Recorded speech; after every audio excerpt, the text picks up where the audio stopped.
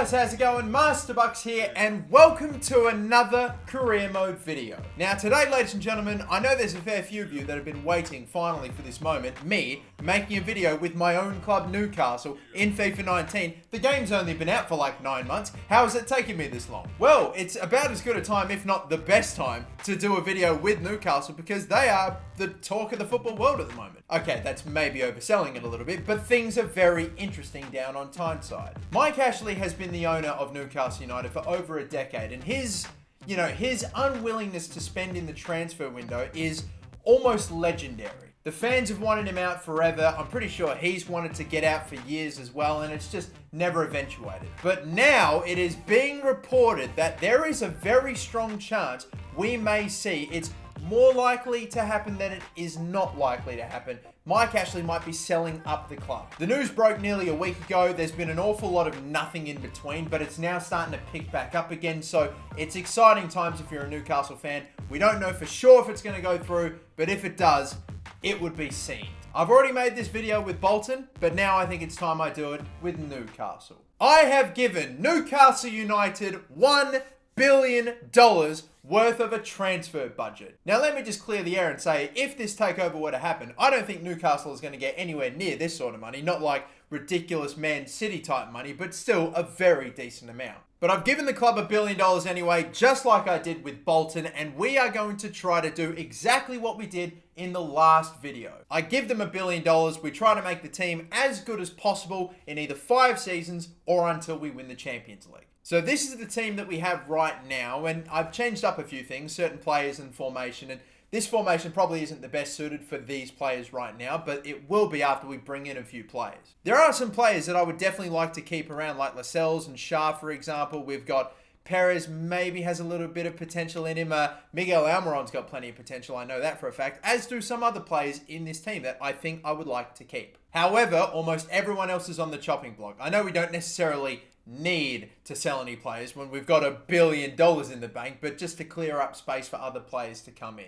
Because let me tell you, Newcastle have got quite a fair few players away on loan as well. And this is the shortlist that I've put together. Now, last time I made this video with Bolton, I used that $1 billion, or at least $500 million, to build a core young group, a very good championship level team that had plenty of upside and that grew with the team as we progressed into the Premier League and Champions League. But for this, I'm just going for some very, very good, still young players with decent upside, but just pretty much going for pure talent. We're already in the Premier League. We want to get firing straight away to get into the Champions League as quick as possible. And these are some of the players I've got, like Andre Onana. Even though the goalkeeper we have, Dubravka, I love him. I rate him very highly. I still think we need someone that's a little higher rated in FIFA. We've got defenders. We've got centre backs, left backs, just pretty much trying to shore up everywhere. Centre midfielders. Maybe I might look to get a left mid and maybe a right midfielder in. Kai Havertz as well, who can play at that right midfield position. So maybe he could come in. But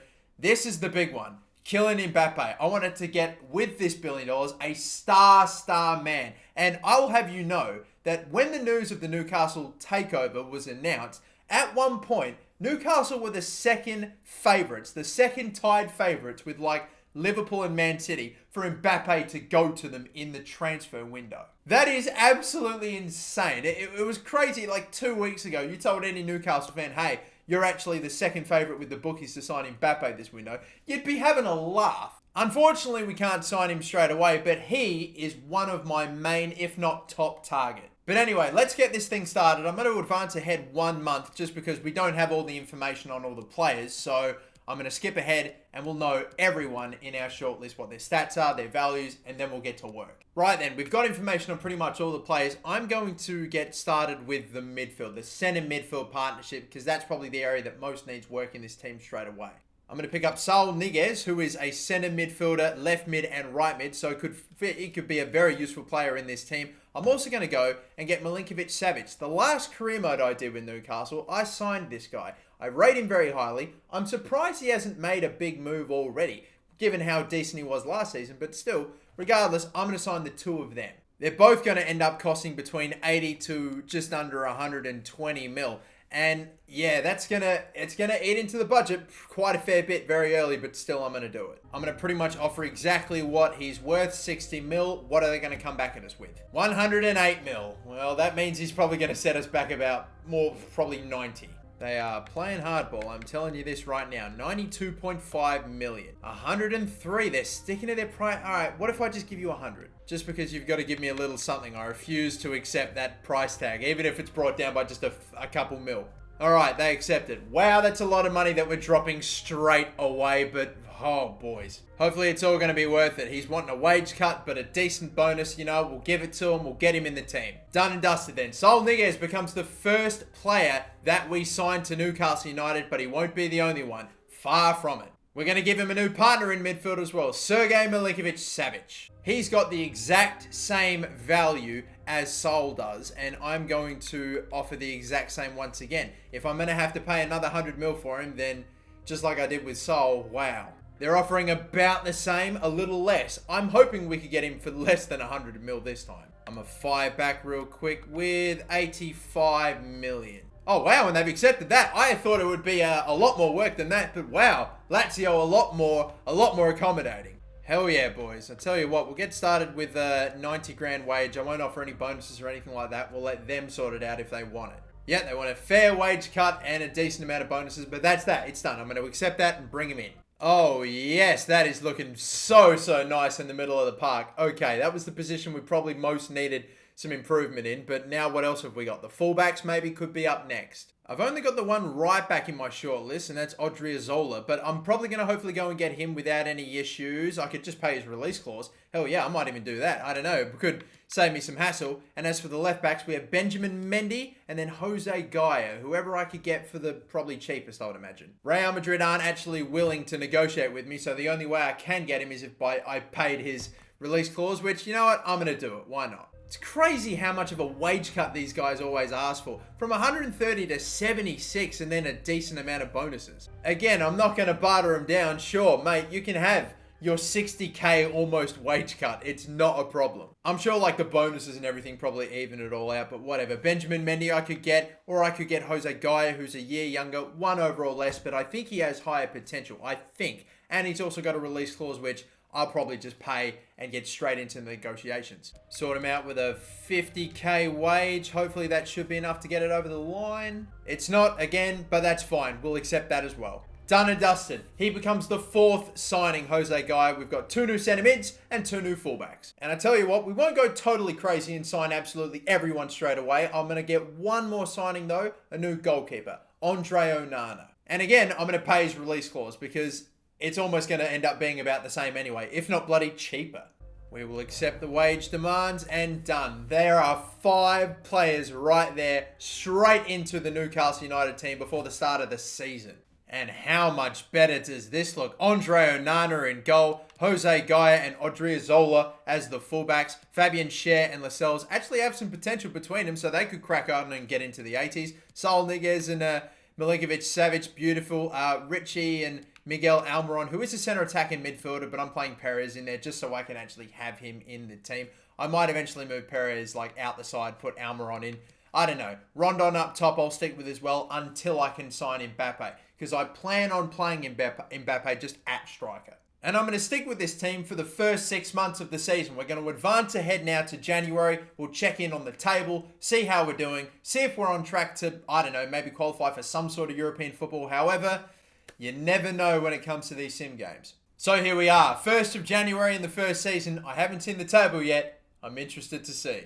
Ooh, okay. I will take that. I wasn't expecting to immediately get straight into the Champions League this season. I didn't expect that. I was hoping we'd maybe finish at least in European football somewhere in the top 7, so maybe Europa League. But this is good. This is good. This is definitely good. I'll keep it. Like, we're maybe on track to pull off a shock top 4 appearance here. Salomon Rondon banging in the goals. How am I not surprised? We've got Atsu, a surprise performer. Milinkovic-Savic doing his bit. Perez and a few others as well, for sure.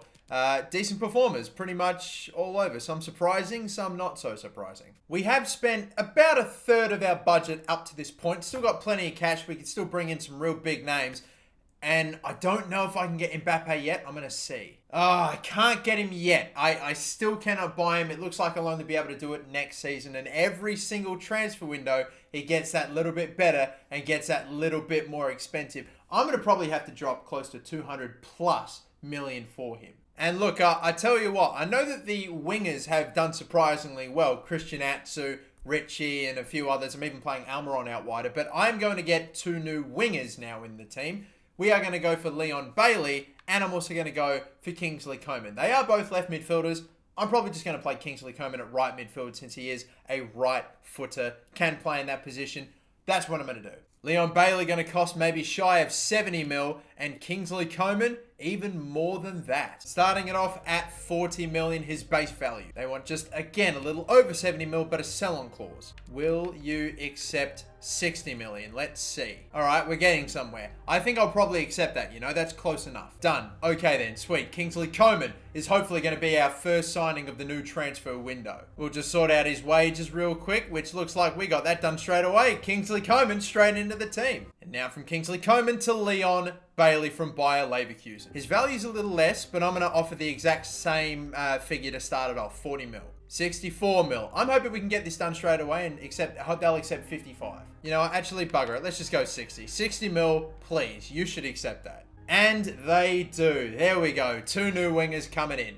There we go. Leon Bailey, welcome to Newcastle United. This team surely now should be on its way to maybe qualifying for Champions League. Leon Bailey now goes in at left midfield. We have Kingsley Coman playing at the right midfield position. I've moved Miguel Almiron to centre attacking midfield. And even then, I could maybe get one more signing, but I'm not going to do it. Not yet in that centre attacking midfield position. Instead, I might go for another centre-back since we seem to have lost Fabian Schär and it's a fair injury. I'll just get one more centre-back to hopefully secure a top 4 spot, hopefully. And that man is the best centre-back that I have in my shortlist, Milan Skriniar. After this, we'll almost definitely have ticked over $500 million spent, for sure, as you can see. And we're probably going to have to pay more than this. Oh yeah, we're going to have to pay a lot more than this. It's probably going to have to be 90 mil plus. I just offered 90. They did not go for it. You know what?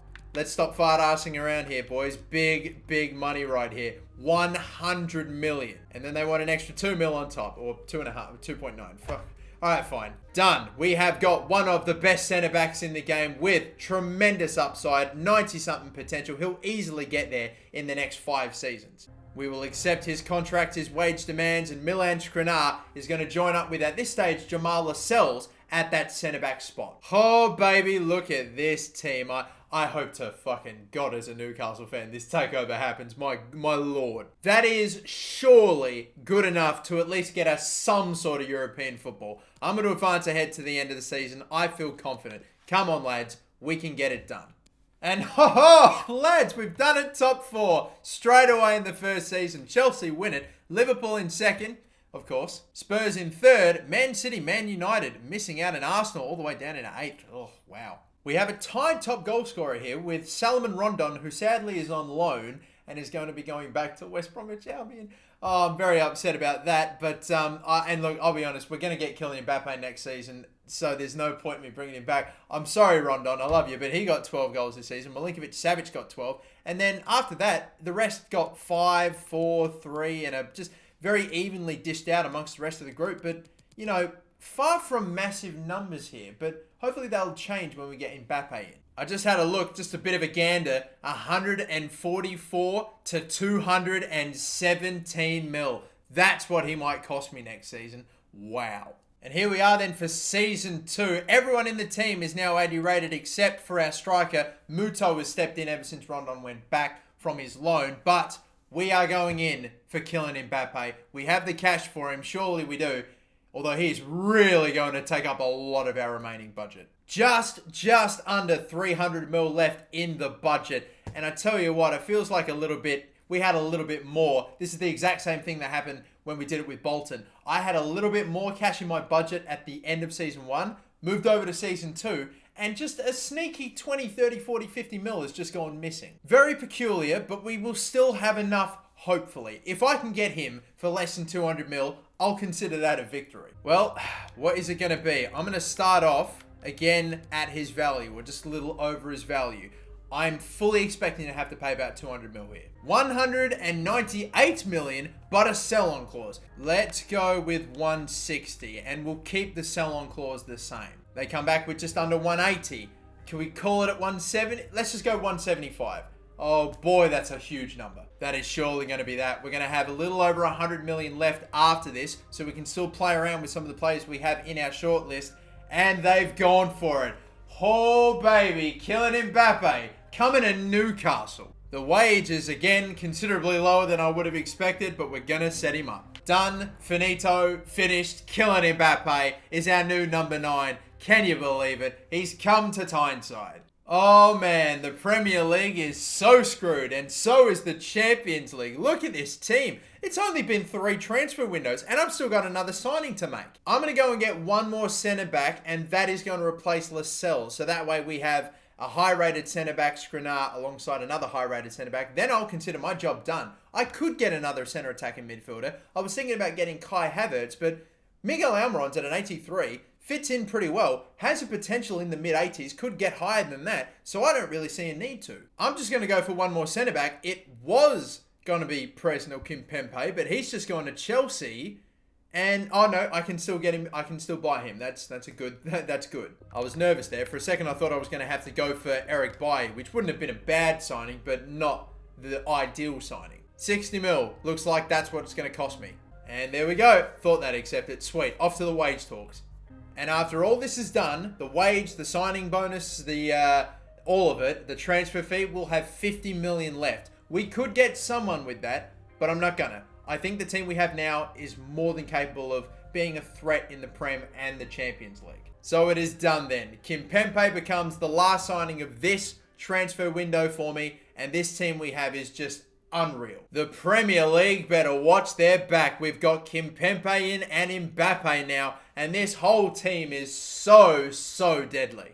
And we are about to find out what our Champions League group is. I can't believe we already made the competition in just our first season, but Napoli, Sevilla, and Spartak Moscow, they are the teams we have to get past to get to the knockouts. Let's find out if we do it. Let's skip ahead another 6 months or so to the next transfer window after the group stage. Will we still be in the Champions League? Well, good news is that we finished out of the group. We got out of the group stage with ease. We finished top of our group with 16 points. And the team that we've got in the round of 16, given some of the teams that are in it, I'll take Lyon for sure. But hopefully we'll be able to push on. And despite our brilliant success in the Champions League, it's not transitioned really in the Premier League. We're not too far off top spot, which, by the way, just fucking happens to be Leicester City. Are they going to do it again? They've lost 7 games in 20. They've lost 7 games out of 20, and yet they're top. I have no idea. They have drawn like no games and won their rest. That is crazy. It's still so close, really, between all those teams. So who knows? We could hopefully kick on. But Leon Bailey is our top goal scorer. Mbappe only played 20 games and yet has scored 11. Milinkovic-Savic then with 9, and then after that, there's a huge gap. So we're seriously relying on those 3. Let's just get on ahead to the Champions League round of 16. It is the UEFA Champions League knockouts. Here we go. We're going to be missing Skriniar, so Fabian Schär goes in, and I'm skipping ahead straight away. A 1-1 draw in the first leg, but we have that away goal. And in the second leg, we already have the advantage. We're playing at home. 1-0 win. That will do it. 2-1, and we're through to the quarterfinals. And sorry to get sidetracked again, but just look how ridiculously close it is in the Prem with 10 games to go. 6 points separate us in 8th, which is concerning, and first place. It could literally end honestly, there's so many ways that this season could go. We could maybe see the lowest winning Premier League score ever there, I don't know. But Newcastle United were drawn up against Barcelona in the quarterfinals. That is a brutal one. This time it's the home leg first and not the away leg. Can we make advantage of it? Yes, we do! Oh, Newcastle have scored a famous win against Barcelona at St. James Park in the past, but now look at them in a quarter-final.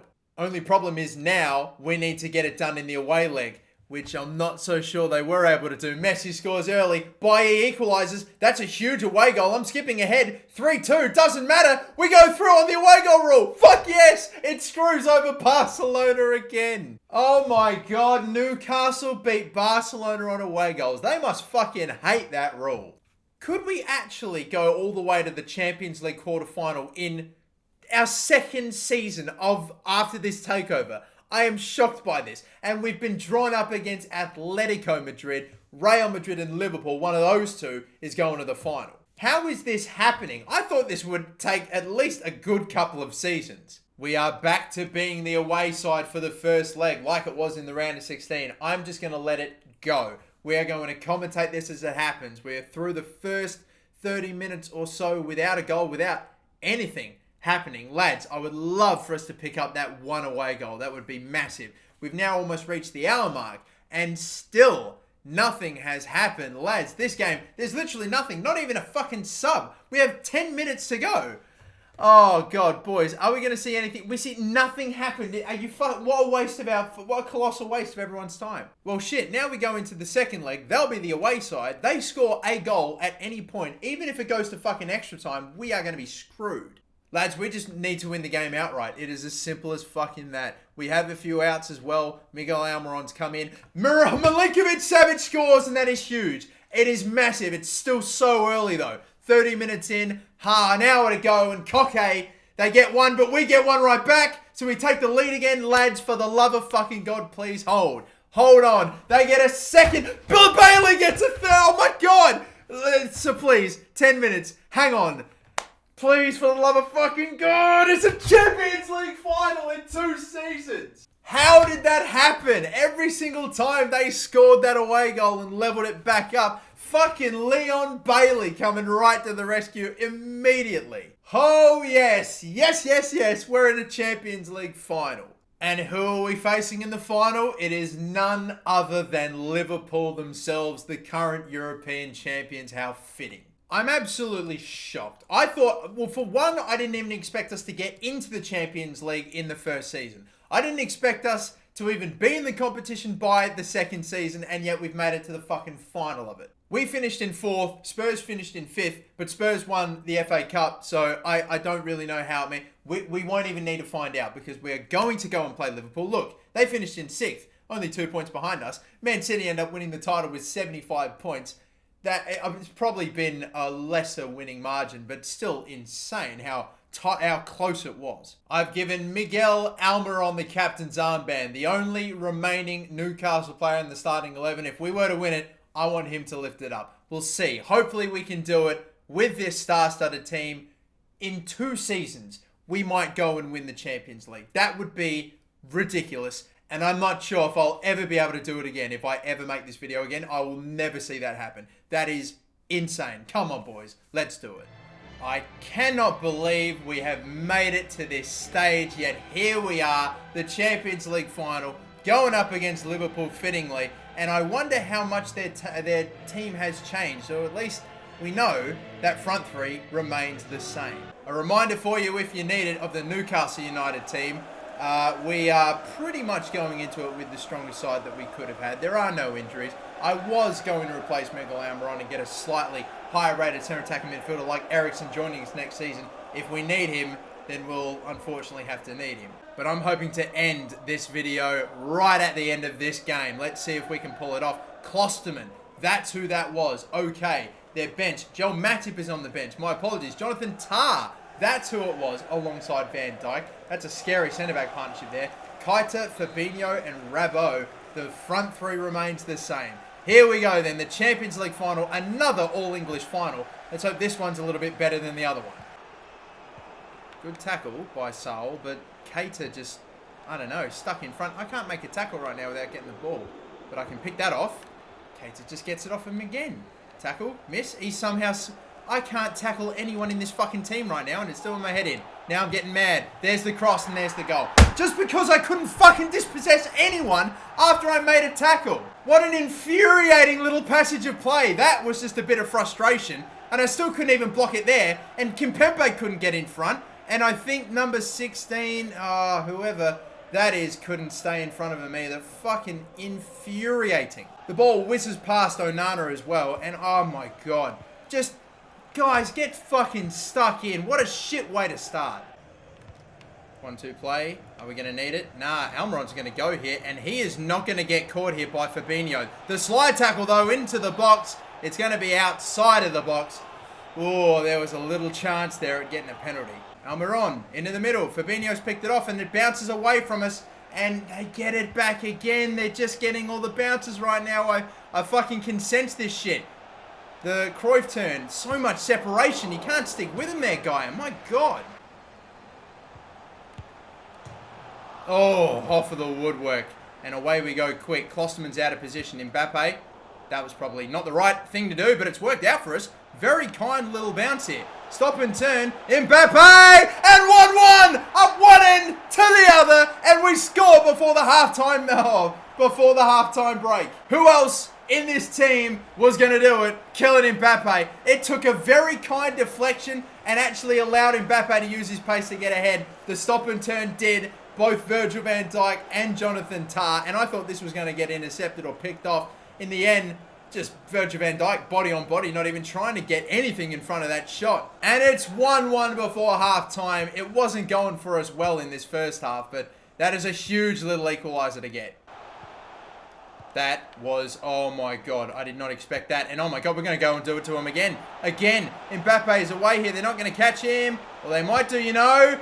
Saved by Alisson on the rebound. It's 2-1 out of nowhere. We have gone and taken the lead in the Champions League final. And guess who it is? The captain, the only remaining Newcastle United player. What a save by Alisson. Van Dijk nearly picked that one off as well, but couldn't. And 2-1 to Newcastle.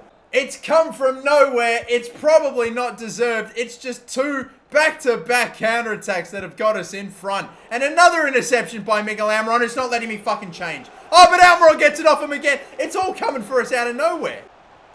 And here we go again. A low cross. Oh, it's got through to him. Oh, another fucking save by Alisson, though. Even though we're in front, he's still making the stops. Mbappe, is he going to get away once again? Nah, Jonathan Tah's running back very hard. Oh, bit of a stumble. Bit of a stumble. Trying to put him under some pressure. He just has to whack it away. Jonathan Tah's having a shocker in the Champions League final. They're just passing it around the back to finish off this half. I'm trying to make the interceptions, but they are just moving it around so quick, and I'm not able to get past. But at least we've pinned them back, and they won't get a chance before the end of the half. But there we go. Halftime, we were getting absolutely pounded, and I was barely able to do anything in the first 30 minutes of that half. They scored. Then we, out of nowhere, got two counterattacks, and now we're leading 2-1. I don't even fucking know how we're currently winning this final. Mane's just done the spin on me, and another Cruyff turn. I'm getting back to that moment before where I just can't fucking seem to make the tackle. Little ball in there, and the save from Andre Onana, who's, aside from letting one in the first 10 minutes, had nothing really to do, or hasn't really been called upon. Oh, they're exposed there again. Low cross, he ran right fucking past it. Oh, now I'm seeing some fucking shit. I really want this third. I know that I'm going to need it. Here we go again. Can it actually happen this time? Oh my God, and he's missed. I timed it. I didn't even expect to get the chance. No one in their right mind would have. And it's fucking been put wide. I don't believe it. Nice tackle on Mo Salah there. Oh, please. And again, we're just getting him down this left-hand side so much right now. Near post. Off of the fucking post. I don't believe this. Now I should be 3-1 up. And oh, shit. Look at who they're bringing on. Divock Origi. If he fucking scores today, I'm going to... Oh, I will commit. I cannot have it again. We're bringing on a special super sub as well, though. Fucking John Joe Shelby making an appearance in a Champions League final. 2 minutes left. 3 minutes of stoppage time. That's the man. I said, don't let him get it. They have to go quick. They switch it across. Mane, I've missed the tackle. Oh, they've got numbers out this side here. Origi, the shot. What a block. And blocked again. What is that for a fucking clearance? Are you kidding me? We're past the 3 minutes. Picked off again. Salah off the crossbar. And that's going to be it. It is going to be it. Oh, my God. Oh, my fucking Lord. Mo Salah had the chance. I cannot believe it. What was that clearance from Shelby? I pressed the fucking B button. I'm expecting him to whack it into another dimension. It goes like this fucking far straight to a Liverpool player. That is unreal. The pattern at work there, EA Sports. Fuck me. But it doesn't, thankfully, result in a Liverpool goal. It ends in a Newcastle United Champions League victory. Oh boy. Never doing that again. That is unfucking believable. Kylian Mbappe scores and Miguel Almiron gets the winning goal. Yes, boys, we have done it. In 2 seasons as well. Newcastle United, European champions.